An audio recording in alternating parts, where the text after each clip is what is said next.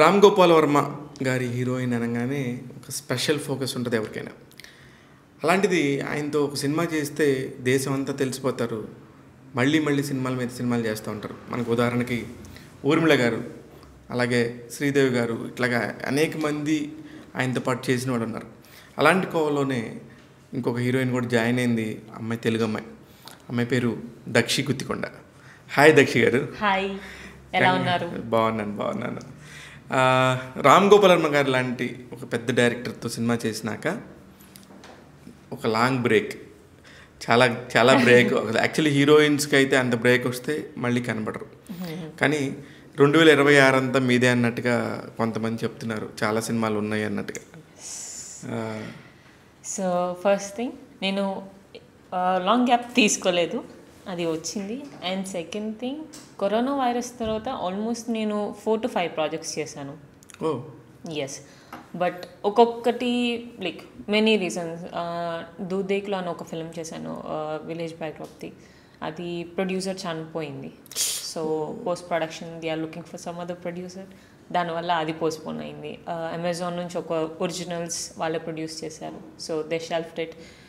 So ఇలా చెప్పుకుంటూ పోతే ఇట్లా 4-5 ప్రాజెక్ట్స్ షూట్ అయిపోయి the got delete. And 2026, yes, I have interesting 3 projects. 2026 mostly సమ్మర్లో రిలీజ్ అవుతుంది. అవునట. మీకు చెప్పకపోయినా మాకు కూడా బయట కొన్ని ప్రాజెక్ట్స్ గురించి తెలిసింది, మీరు చేసే ఇంట్రెస్టింగ్ ప్రాజెక్ట్స్ అని. అయితే ఇప్పుడు తెలుగు అమ్మాయిలు హీరోయిన్స్గా వస్తానికి కొంచెం ఇబ్బందికర పరిస్థితి అన్నట్టుగా అంతకుముందు మాట్లాడేవారు, కానీ ఇప్పుడు అలాంటి పరిస్థితి ఉందంటారా? మనకి కోవిడ్ తర్వాత ఓటీటీ ప్లాట్ఫామ్స్ ఒకటి ఓపెన్ అయిపోయింది. సో మనకి పెద్ద హీరోస్, పెద్ద ఫిలిం అంటే పెద్ద బడ్జెట్ ఫిలిమ్స్ కాకుండా చిన్న బడ్జెట్వి హిట్ అవుతేనే థియేటర్ వరకు వెళ్తుంది. Otherwise OTT is open platform for all the actors. So కాకపోతే నాకు ఆ పాయింట్ ఆఫ్ టైంలో వచ్చిన కరోనా వైరస్ తర్వాత ఆర్జీవి గారి ఫిల్మ్ చేసిన తర్వాత వచ్చిన కంటెంట్ కూడా చాలా వరకు కొంచెం బోల్డ్ కంటెంట్ వచ్చింది. Okay, so where I'm not ready to take it, అందుకని దానివల్ల కూడా ఆ గ్యాప్ మీకు కనిపిస్తుంది. ఎస్, బట్ ఇక్కడ ఎవ్రీబడి ఈజ్ వెల్కమ్డ్. మీరు నేర్చుకొని, కాకపోతే ఈ రోజే అయిపోవాలంటే, నైట్కి నైట్ స్టార్ట్ అయిపోవాలంటే నో అవ్వదు.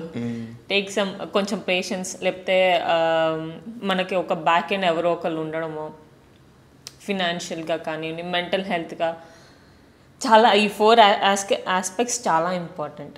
Okay, financial backdrop and mental health. అంటే మనం ఎలా ఉంటుందంటే అండి, యాక్టర్స్కి మనం ఈరోజు ఒక ఆడిషన్కి వెళ్ళాము, లేకపోతే ఒక స్క్రీన్ టెస్ట్ జరిగింది, ఒక హోప్ ఉంటుంది, అరే రేపు ఎల్లున్నా నాకు వీళ్ళ దగ్గర నుంచి కాల్ వస్తుందనో, లేకపోతే లైక్ ఇట్ అయిపోతుంది అనే టైప్లో ఉంటుంది.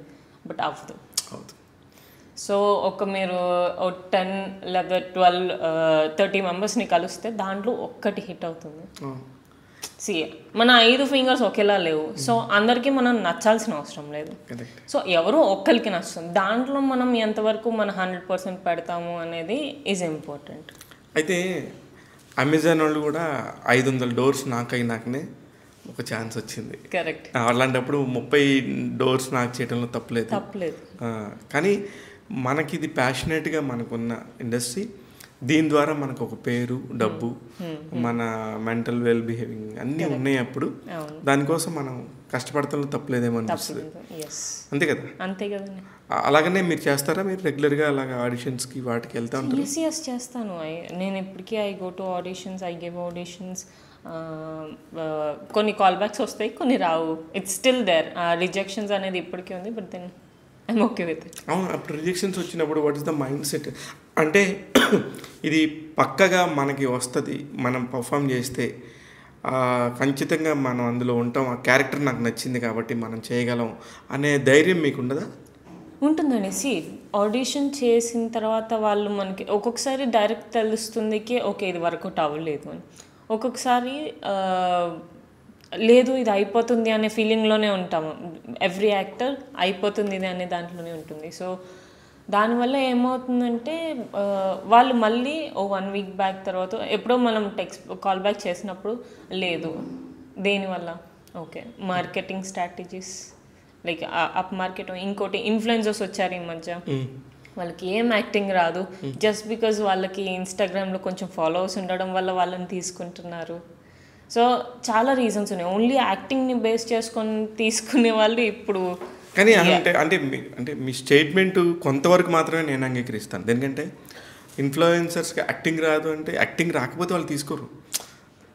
లేదండి, అంటే నేను పర్సనల్గా నాకు తెలిసిన సర్కిల్లోనే నేను వాళ్ళ దానికి ఆడిషన్కి వెళ్ళాను. జస్ట్ బై ఇన్ని ఇయర్స్ ఉన్న తర్వాత ఒక ఫ్రెండ్ సర్కిల్లో ఒకటి ఏర్పడుతుంది కదా మనకి, ఒక డైరెక్టర్స్ ప్రొడ్యూసర్స్ అన్నమాట.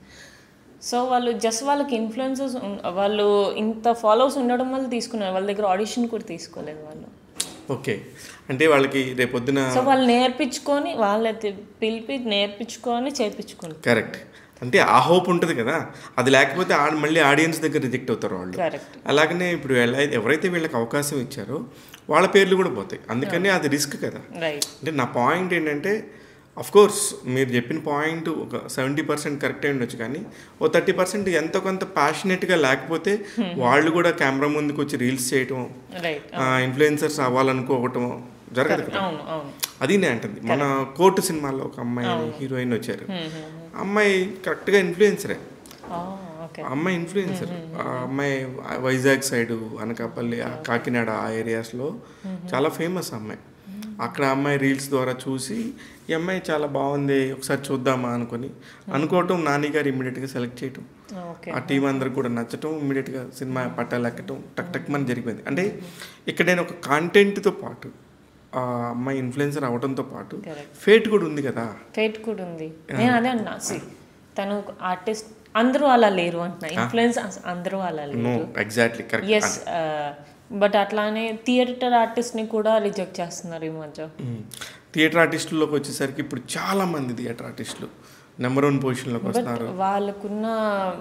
వాళ్ళకున్న స్కిల్స్ వేరే అండి. వాళ్ళని ప్రాపర్గా మన వాళ్ళు ఉపయోగించుకోవాలి, కానీ వాళ్ళకున్న స్కిల్స్ వేరే.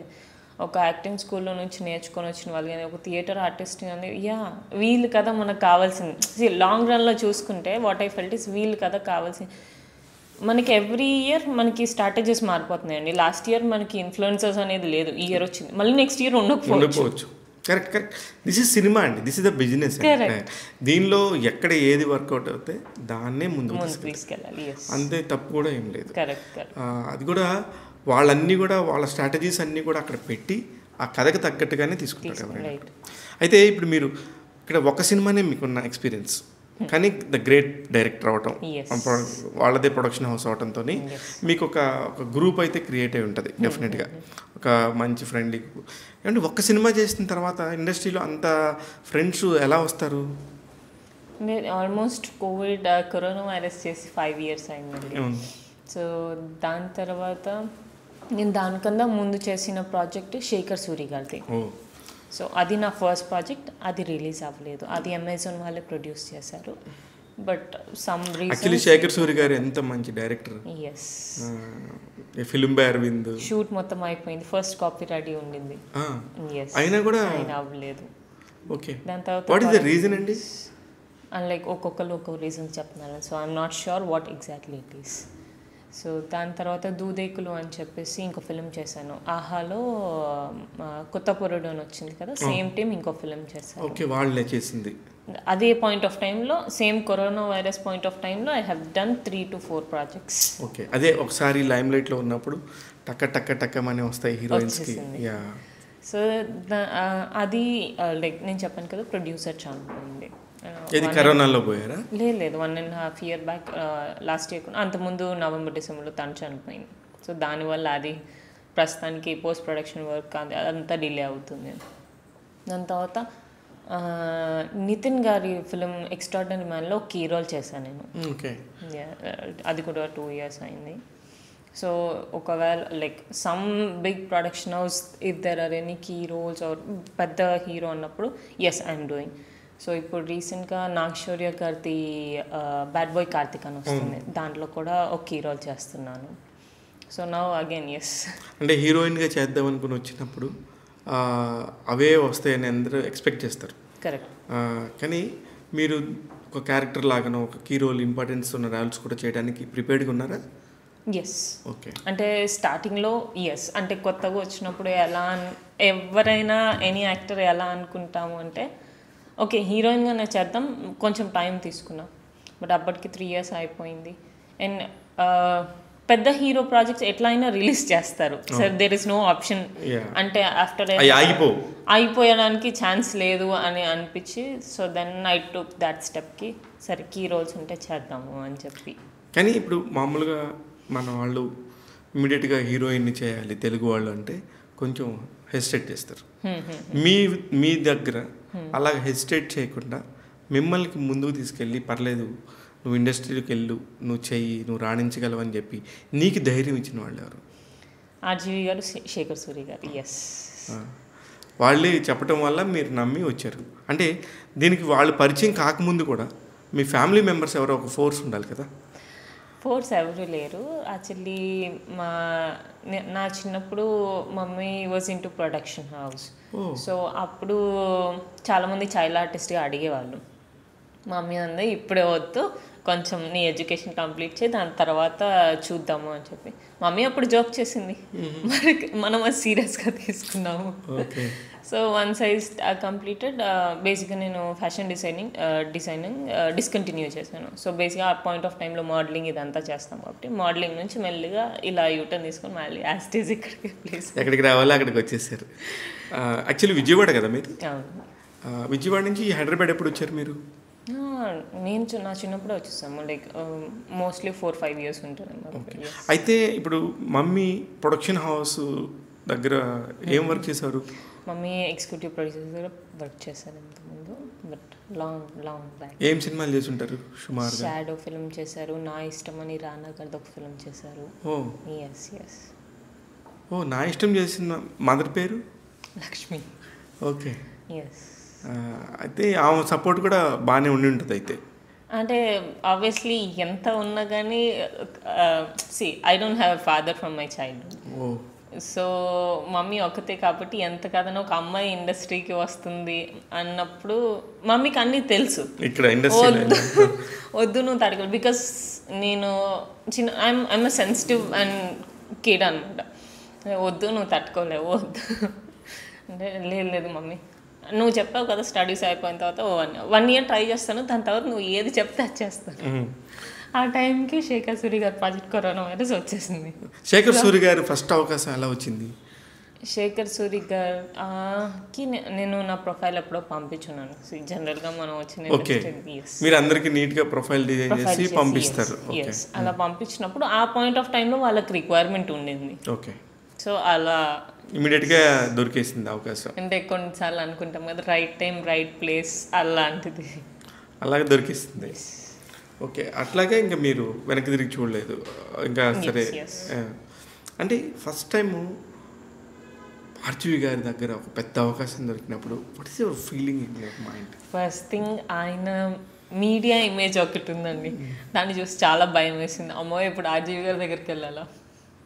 చీకే ఓకే. జనరల్గా ఐఎమ్ జనరల్గా కొంచెం రిస్క్ తీసుకుంటాను లైఫ్లో.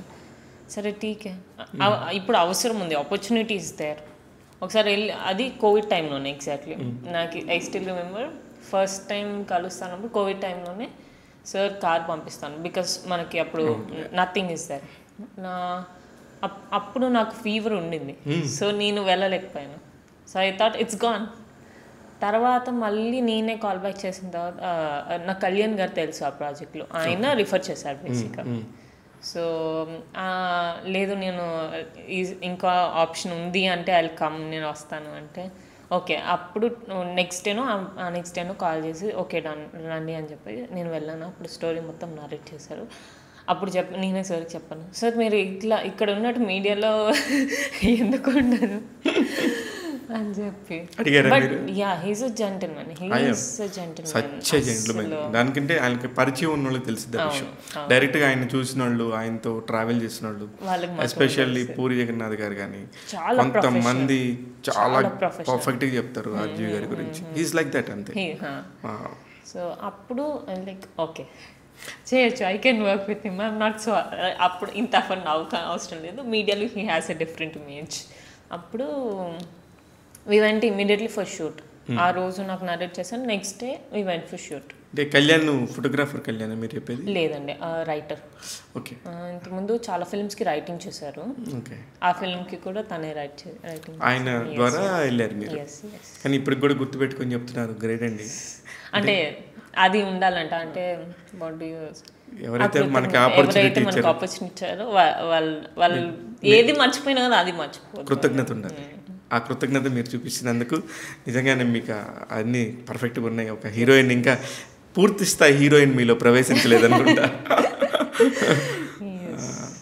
అయితే ఆర్జీవి గారి దగ్గర నేర్చుకున్న అంశాలు ఏంటి మేడం? ఏవి చెయ్యాలి, ఇది చెయ్యాలి, ఇది చేయకూడదు ఆర్జీవి గారి దగ్గర అనుకుని మీరు అనుకుని అబ్జర్వ్ చేసిన అంశాలు ఏంటి? బేసిక్గా అది కంప్లీట్ కోవిడ్ టైం అండి. ఒక 11 to 12 days నా షూట్ అయిపోయింది. రేపటి షూట్ అంటే ముందు రోజే ఈవినింగే వర్క్షాప్ పెట్టేసుకొని 6 to 8 ఆ వర్క్షాప్ చేసుకుంటాం. 8 తర్వాత ఎవరి పని వాళ్ళు చేసుకుంటారు. సో ఆ 11 days అక్కడే ఉన్నాము కాబట్టి ఆయన దగ్గర మీ క్వారంటైన్ టైం అన్నమాట. ఆర్జీవి గారి దగ్గర అక్కడ అయిపోయింది. మీ క్వారంటైన్ టైం అంటే ఆర్జీవి గారి దగ్గర. అవును. It was fun, I enjoy. So చాలా ప్రొఫెషనల్ అండి ఆయన. లేదు ఇది కరెక్ట్ రాలేదు అంటే హిల్ కాల్, లేదు ఇది చేంజ్ చేద్దాం, ఈ మోడ్యులేషన్ ఇలా చేద్దాము, జస్ట్ ట్రై.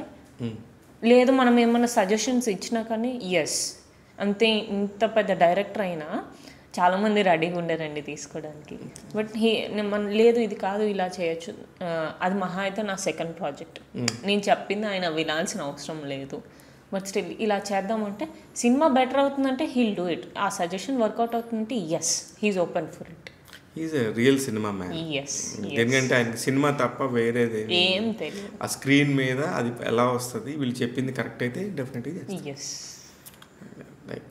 అయితే ఆ తర్వాత చేసిన ఆర్టిస్టులు ఎవరు పరిచయం అండి మీకు తెలుగు సినిమా ఇండస్ట్రీలో?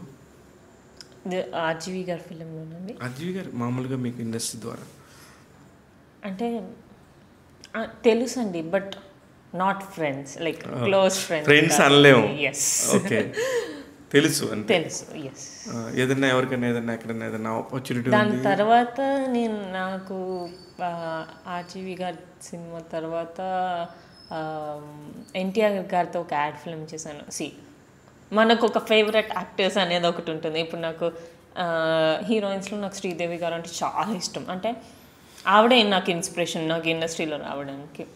ఆవిడ చూడటానికి కానీ ఎంత బాగుంటుందంటే ఐ కాంట్ టెల్. సో అలా నాకు ఎన్టీఆర్ గారు కూడా, జూనియర్ ఎన్టీఆర్ గారు.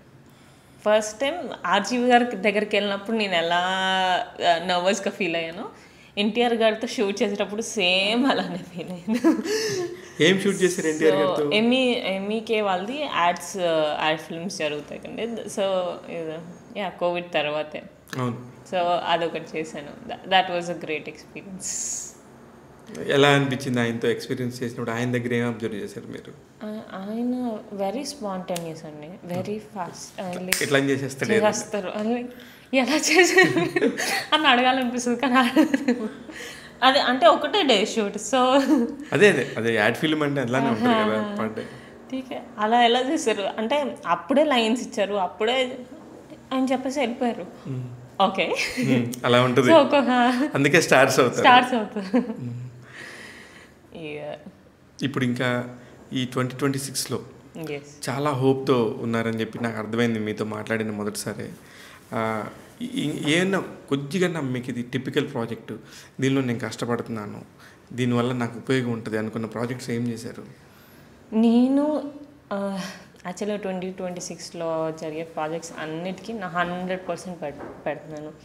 ఒక డైరెక్టర్ కానీ ఒక హీరో కానీ వాళ్ళు అంటే హీరోయిన్స్ జనరల్గా మన సినిమా అని అనుకోవడం కొంచెం, బికాస్ నెంబర్ ఆఫ్ ప్రాజెక్ట్స్ ఉండడం వల్ల లేదు. ఇది ప్రతి సినిమా నా సినిమా, ఎందుకంటే నేను చాలా చూజీగా వెళ్తున్నానండి. ఏదన్నా చేసేద్దాము అనే దాంట్లో నేను రాలేదు, చేయదలుచుకోలేదు. సో కొంచెం చూజీగా వెళ్తున్నాను. నాకు లైన్ నచ్చితే ఎస్ నేను చేస్తున్నాను. ఎందుకంటే ఏదన్నా చేసేయడానికి చాలా ప్రాజెక్ట్స్ ఉంటాయి, చాలా రిలీజ్ అవ్వవు, వాళ్ళు అలానే ఉంటాయి. కొన్ని రిలీజ్ అవుతాయి, దానివల్ల ఉన్న పేరు కూడా పోతుంది. సో అలా కాకుండా ఎస్ కొంచెం చూజీగా వెళ్తున్నాను. ఇప్పుడు జరిగే 3 ప్రాజెక్ట్స్కి నా 100% పెడుతున్నాను. ఎస్, ఒక village backdrop film is much interesting for me because నేను ఆ లుక్లో కానీ ఆ క్యారెక్టర్లో నేను ఎప్పటివరకు చేయలేదు. So okay. ఎస్. కానీ మిమ్మల్ని చూస్తే విలేజ్ గర్ల్ లాగా ఎలా టర్న్ చేస్తారు, మీరు చూస్తే పక్కా మోడర్న్ అమ్మాయి లాగా ఉంటారు. నన్ను ఎలా అన్నా ఎవాల్వ్ చేసేసుకోవచ్చు. నేను వాటర్లో అందాను, దాంట్లో సాల్ట్ వేయచ్చు, షుగర్ వేయచ్చు, కర్డ్ కూడా వేయచ్చు. సో ఎస్, ఎలా కావాలంటే అలాగా అలా ఎస్. వాటర్ లాగా. బాగా చెప్పారు మీరు. అంటే అసలుకి ఇప్పుడు మామూలుగా ఎవరైనా యాక్టింగ్కి రావాలి, స్క్రీన్ మీదకి రావాలి, తెలుగు అమ్మాయిలు రావాలంటే మీరు వాళ్ళకి అసలు ఏం చెప్తారు? ఫస్ట్ అంటే నేను చూసిన అనుభవంలో ఇంట్లో ఒకటి చెప్పాల్సి వస్తుంది.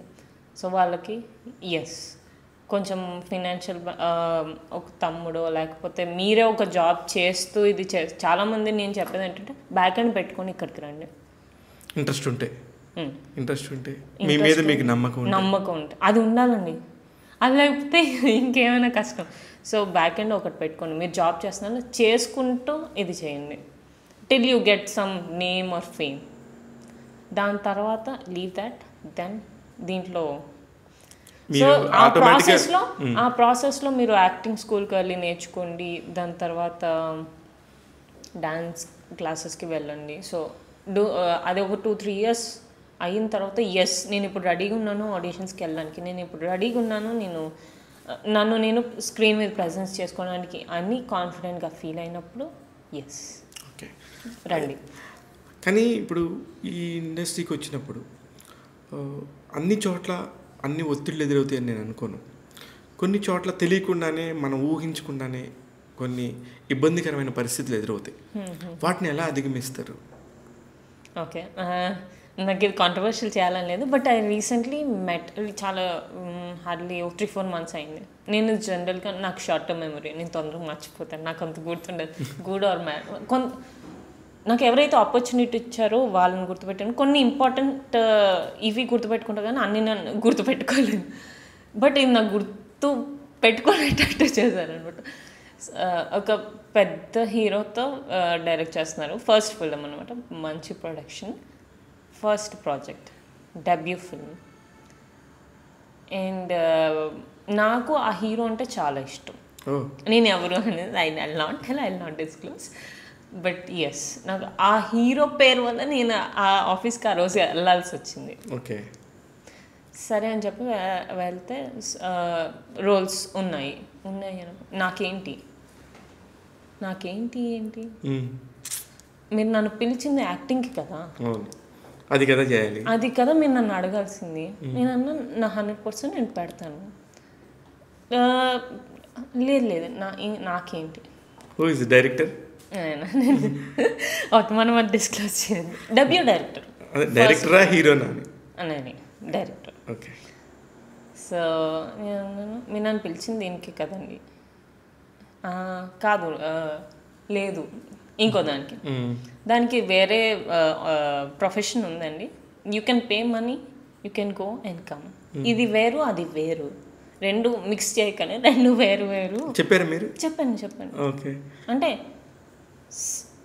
ఇది నా సెల్ఫ్ రెస్పెక్ట్ దెబ్బతినకూడదు, నేను హర్ట్ అవ్వకూడదు. ఫస్ట్ నాకు నా హెల్త్, నా మెంటల్ హెల్త్ నాకు ఇంపార్టెంట్ అని చాలా అందంగా చెప్పారు. లేదండి, కావాలంటే మీరు ₹1 మీరు అనుకున్నాను, మీరు ₹1 తక్కువ ఇచ్చినా పర్లేదు, ఐ డోంట్ మైండ్. బట్ మీరు నాకు ఇది అడగడం నాకు నచ్చలేదు అని చెప్పి వచ్చేసాను. అమ్మ బాబాయ్, ఎదురుతాయి అట్లాంటివి కూడా. కాకపోతే రామ్ గోపాల్ వర్మ గారి దగ్గర చేశారు కాబట్టి ఆయన దగ్గర చేసిన అమ్మాయిలు చాలా బోల్డ్గా ఉంటారని ఒక మిత్ ఉంటుంది.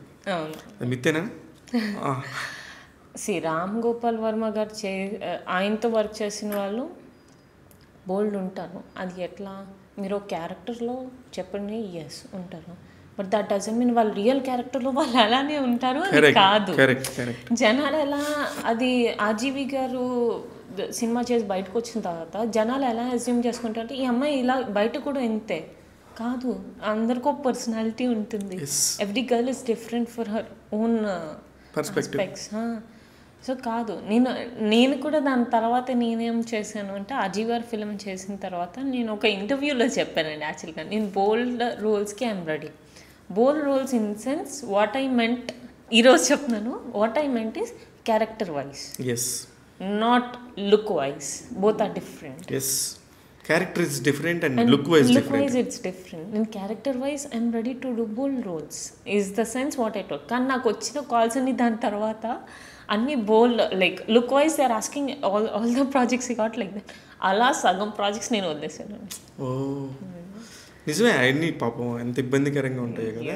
Yes. అంటే అసలు బేసికల్గా ఒక ఆర్టిస్ట్గా వద్దాం అనుకొని డిసైడ్ అయినాక ఎలాంటి క్యారెక్టర్స్ వచ్చినా చేయాలి అనుకుంటారు, కానీ ఎలా ఉన్నా చేయాలని అనుకోరు యాక్చువల్లీ. అనుకోరు. అంతే కదండి. బోత్ అంటే సేమ్ లాగా ఒకేలాగా ఉంటుంది, కానీ ఇది వింటానికి రెండు వేరు. ఇటు గోడ మీద పిల్లి ఉంది, ఇటు దూకొచ్చు ఇటు దూకొచ్చు. కరెక్ట్. అలాగా ఇప్పుడు మొదటి సంపాదన ఫస్ట్ టైం నేను ఈ మనీ ఎర్న్ చేశాను అన్న సందర్భం ఏంటి? ఆ మనీని ఎవరికి ఇచ్చారు, ఎలా ఖర్చు పెట్టారు?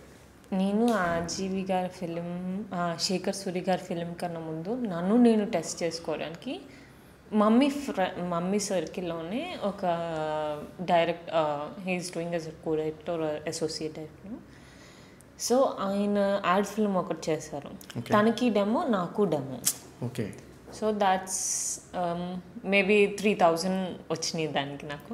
నేను ఎప్పుడు వచ్చినా జనరలీ మమ్మీయే ఫైనాన్షియల్గా మమ్మీయే చూసుకునేది. నేను ఫస్ట్ నుంచి నేను దాంట్లో ఇన్వాల్వ్ అవ్వను, మమ్మీకి ఇచ్చేసాను. ఓకే. అంటే ఇప్పుడు కూడా మమ్మీనే మీ డేట్స్ కానీ మీ గురించి ఏదన్నా మాట్లాడాలంటే మమ్మీ మాట్లాడతారా? మమ్మీ మాట్లాడతారు. Okay. Okay, she understand. She knows, అంటే in and out she knows what is industry, how to evolve. So మరి మమ్మీ అంత జాగ్రత్తలు తీసుకొని చేసినా సరే ఇన్ని సినిమాలు ఆగిపోయినాయి కదా, దానికి ఏంటి సమాధానం? మనం చేయగలిగేదే మనం చేయగలమండి. మన వైపు నుంచి 100% పెట్టగలం, కానీ అందరిది మనమే పెట్టాలి కదా. సో ఓకే, లెట్స్ హోప్ 2026 మీకు చాలా పెద్ద ఇయర్ అవ్వాలి. టచ్వుడ్. మళ్ళీ మీరు మార్కెట్లోకి రావాలి, విపరీతంగా సినిమాల మీద సినిమాలు చేసేయండి.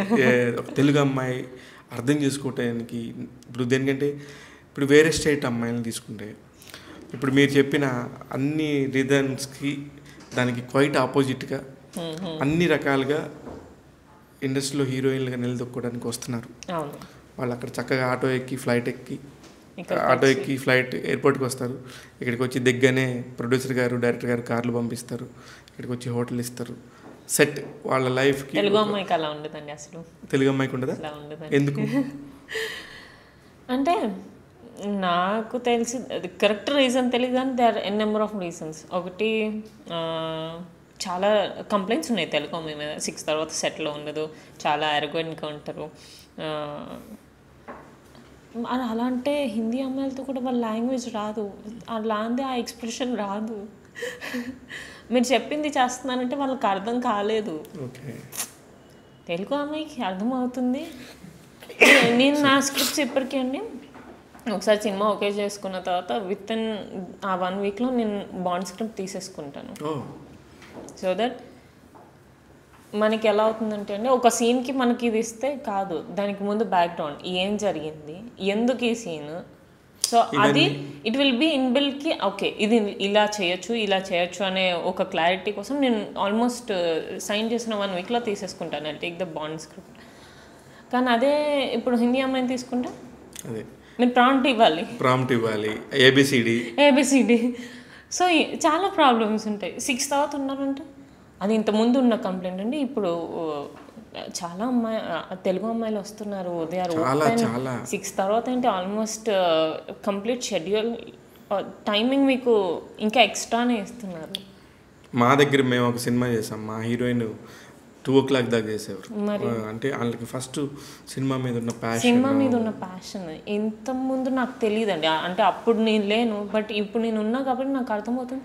లేదు, తెలుగు అమ్మాయిలు కూడా అంతే డబుల్ హార్డ్ వర్క్ పెట్టగలరు, పెడుతున్నారు. ఇప్పుడు శ్రీలీల, అవును ఉదాహరణకి శ్రీలీల అయింది, ఆనంది తెలుగు తమిళ్లో ఎరగదీసేస్తుంది. అసలు తను ఎంత బాగా డెవలప్ అయిపోయింది. చాలా మంది ఉన్నారు. అలాంటి ఎగ్జాంపుల్స్ తీసుకొని మన తెలుగు వాళ్ళు మనని ఎంకరేజ్ చేయకపోతే ఎలా చెప్పండి. అంటే తెలుగు డైరెక్టర్స్ కానీ తెలుగుకు సంబంధించిన వాళ్ళు కానీ ఒక హీరోయిన్ దగ్గర నుంచి ఏం కోరుకుంటారు, అంటే ఎలా ఉండాలని కోరుకుంటారు ఒక హీరోయిన్? మన తెలుగు వాళ్ళకి ఒకటి ఉందండి, ఒక వైట్ స్కిన్ ఉండాలి. వైట్ స్కిన్ ఉండాలి. జనరల్గా మన తెలుగు అమ్మాయిలది మోస్ట్లీ ఇట్స్ డస్కీ స్కిన్. మళ్ళీ అదే బాలీవుడ్ అండ్ దీపికా పడుకోన్ కానివ్వండి, ఎంతమంది ఉన్నారు తెలుసా అదే డస్కీ స్కిన్ని. బిపాసా బాసు లైక్ ఇప్పుడు చూడట్లేదు. సో ఒకటి ఫిట్నెస్ వైట్ స్కిన్, ఒకటి ఫిట్నెస్ మన తెలుగు అమ్మాయిలు కూడా అంతే ఈక్వల్గా, అంతే కాంపిటేటివ్గా దే ఆర్ ట్రైయింగ్, అడాప్ట్ చేసుకోవడానికి ట్రై చేస్తున్నారు. అలాంటి అడాప్ట్ చేసుకోవడానికి ట్రై చేసేటప్పుడు why can't you give a chance? మీరు హీరోయిన్గా ఉండటం కోసం మీరు ఎలాంటి శ్రద్ధ తీసుకుంటారు? Everyday I go to gym, I follow my diet. చాలామంది అంటారు ఇంత స్కిన్నింగ్గా ఉన్నా కూడా why you still want to. Yes, it need to be maintained. Correct. You need to look after your skin care, your hair care. ఇన్ని సంవత్సరాల్లో మీకు వచ్చిన బెస్ట్ కాంప్లిమెంట్ ఏంటి? ఆర్జీవి గారే ఒకసారి ఐ స్టిల్ రిమెంబర్, నేను కొంచెం ఊర్మిళ గారిలా ఉంటాను అని చెప్పేసి. కరెక్ట్. నాకు మీ హెయిర్ స్టైల్ చూడగానే నాకు కూడా అదే అనిపించింది. అందుకే యాక్చువల్లీ నేను ఆ ఓల్డ్ దానికి సంబంధించిన అంత మళ్ళీ చెప్పను నేను, కానీ మిమ్మల్ని చూసినాక అలాగ ఉన్నారు, అందుకే ఆర్జీవి గారు తీసుకున్నారేమో అనేది. ఆయన లైక్ వర్క్ చేసిన ఒక 1 week అప్పుడు చెప్పారు, you look little of Urmila garu. Yes, thank you. Happy feel అయ్యారు? ఎస్. కానీ సమ్టైమ్స్ ఇట్ ఫీల్స్ గుడ్. మీరు ఒక ఊర్మిళ గారు ఎంత బాగా చేశారో, ఎంత లైక్ అమ్మ ఊర్మిళ గారి గాయం సినిమా కానీ రంగీలా. My God. సో అట్లా ఉన్నప్పుడు మనకి ఆల్రెడీ మనం వాళ్ళని అడ్మైర్ చేస్తున్నప్పుడు వాళ్ళలా మీరు ఉన్నారంటే ఎస్. కాకపోతే ఇప్పుడు సినిమా చేస్తున్నప్పుడు what is the toughest part of the హీరోయిన్స్కి? అసలు ఏంటి అసలు సినిమా చేస్తున్నప్పుడు ఒక మేకింగ్లో ఉన్నారు, మీరు ఎక్కడ ఇది టఫ్గా ఉంది అని ఎక్కడ ఫీల్ అవుతారు మామూలుగా? మేబీ అంటే నా ఫేస్లో కోపం అనేది కొంచెం తప్పని వచ్చేస్తుందా? రాదా? అట్లాంటి సీన్స్ ఉన్నప్పుడు కొంచెం నేను ఎస్ ప్రీ వర్క్ చేస్తాను, బట్ మిగతా అన్నీ ఈజీగానే అయిపోతుంది. దక్ష గారు, ఒక ఫైనల్ క్వశ్చన్. రామ్ గోపాల్ వర్మ గారితో చేయటం మీ లైఫ్కి ఉపయోగపడిందా, అసలు ఉపయోగపడలేదా? స్ట్రైట్గా నిజాయితీగా ఆన్సర్ చేయండి. లేదు, సి ఐఎమ్ బేసిక్లీ హానెస్ట్ అండి. మీరు ఆన్ కెమెరా అయినా నేను ఇలా అని చెప్తాను, of camera I tell the same. So నాకు దాంట్లో మా ఏం లేదు. ఆర్జీవి గారితో చేయడం వల్ల నాకు కొన్ని ప్రాజెక్ట్స్ వచ్చినాయి, ఆర్జీవి గారితో చేయడం వల్ల నాకు కొన్ని ప్రాజెక్ట్స్ పోయింది. Okay. So both are they plus and minus. So I'm okay with it, because నేను చేయాలనుకున్నా it's my interest of doing. RGV గారితో నేను చేశాను. రావడం పోవడం అనేది is common, plus and minus రెండు జరిగింది. ఒకటే జరిగితే దెన్ ఐ వుడ్ హ్యావ్ అదే ఎందుకు అనేది లేదు. I'm happy for what I did. ఇప్పుడు చాలామంది రాజీవ్ గారి శిష్యులు చాలా పెద్ద పెద్ద డైరెక్టర్స్ అయ్యారు. ఎవరి దగ్గరికి వెళ్ళి ఇప్పుడు ఆడిషన్స్ ఇచ్చారా? లేదండి. లేదా? వాళ్ళు చేస్తూ ఉన్నారు కదా కంటిన్యూగా. సందీప్ రెడ్డి గారు అయి ఉండొచ్చు, సందీప్ రెడ్డి గారు ఎక్కడికి వెళ్ళిపోయారు, పూరి జగన్నాథ్ గారు అయి ఉండొచ్చు, అజయ్ అయి ఉండొచ్చు. అజయ్ గారు దానికి ఎస్ బట్ ఇచ్చాను, బట్ వెళ్ళి కలిసాను కానీ ఆడిషన్ ఇవ్వలేదు. దట్ టు బి అదొకటి చేయాలి. పూరి జగన్నాథ్ గారు నాకు అసలు అంటే నాకు ఫ్యాకల్టీ ఎవరు తెలియదు. ఇప్పుడు సడన్గా సినిమా మీరు చేసినప్పటికీ ఇప్పటికీ తెలుగు సినిమా విపరీతమైన మార్పులు వచ్చినాయి. మార్కెట్లో కానీ, కమర్షియల్గా కానీ, టెక్నికల్గా కానీ చాలా చాలా నెక్స్ట్ లెవెల్కి వెళ్ళింది. దీనికి సంబంధించి మీరు ఇక్కడ అబ్బాయి నేనుంటే బాగుండేది, నేను మిస్ అయ్యాను అన్న ఫీలింగ్ ఉన్న సందర్భాలు ఏమైనా అనిపించినాయా ఏదైనా సినిమాలు చూసినప్పుడు? అలా అని కాదు కానీ నేను అంటే నాకు నచ్చిన నేను చూసినప్పుడు నాకు నచ్చిన ప్రతి సినిమాలో నేను ఉంటే బాగుండేది అని అనిపిస్తుంది. బట్ ఆ పాయింట్ ఆఫ్ టైంలో మనం వాళ్ళని కనెక్ట్ చాలా ఆస్పెక్ట్స్ ఉంటాయండి. ఒక ప్రాజెక్ట్ స్టార్ట్ అవ్వాలి, నేను దాంట్లో ఉండాలి అంటే నేను వాళ్ళకి తెలిసి ఉండాలి, లేకపోతే వాళ్ళు సినిమా తీసే టైంకి నేను వాళ్ళకి కనెక్ట్ అయి ఉండాలి. కరెక్ట్. నేను ఈరోజు మళ్ళీ మీ సినిమా తీసే టైంకి నేను మీకు గుర్తుండకపోవచ్చు. కరెక్ట్. అప్పుడు ఉండే సర్కమ్స్టాన్సెస్ అప్పుడు మీకు కూడా చాలా స్ట్రెస్ ఉంటుంది. అరే ఇది చేయాలి అది చేయాలి, సో దానివల్ల నేను గుర్తు ఉండకపోవచ్చు, అది గుర్తు చేసుకునే అది నేనే చేయాలి. కరెక్ట్. సో అలా ప్రతి ప్రాజెక్ట్ కొన్ని మిస్ అవుతాం, ఎస్ డెఫినెట్లీ, బట్ కొన్ని మిస్ ఫైర్ అవుతాయి, కొన్ని వర్కౌట్ అవుతాయి. సూపర్ అండి, మీతో చాలా మంచి చిట్ చాట్ జరిగింది. మీరు 2026లో కూడా అన్ని విజయాలు సాధించి మళ్ళీ మా దగ్గరికి రండి. మా టాక్ తెలుగు ప్రేక్షకులు మిమ్మల్ని ఖచ్చితంగా ఆదరిస్తారు. మా ద్వారా కూడా మీకు ఏదన్నా ఒక చిన్న మేలు జరిగి ఒక 4 సినిమాలకి కనబడి ఆడిషన్కి పిలిస్తే we are happy. Thank you so much. Thank you. ఇదండి దక్షి గుత్తికొండ గారి కథ, చిన్న కథ. పాపం చాలా కష్టపడుతుంది, చాలా టాలెంట్. ఈ అమ్మాయికి ఎప్పుడో 5 సంవత్సరాల తర్వాత చిన్న పరిచయం ఉంటే జస్ట్ హాయ్ చెప్తే ఏం చేస్తున్నారని అడిగితే ఇలా చెప్పారు. ఎందుకు ఈ అమ్మాయిని మళ్ళీ మనం స్క్రీన్ ముందు పరిచయం చేయకూడదు, ఒక 100 మందికి తెలిస్తే ఓహో ఈ అమ్మాయి ఉంది కదా తెలుగు అమ్మాయి అని అనుకునే వాళ్ళు చాలామంది ఉన్నారు కాబట్టి ఈ ఇంటర్వ్యూ చేయడం జరిగింది. చూస్తూనే ఉండండి టాక్ తెలుగు. నేను మీ శివ మల్లాల.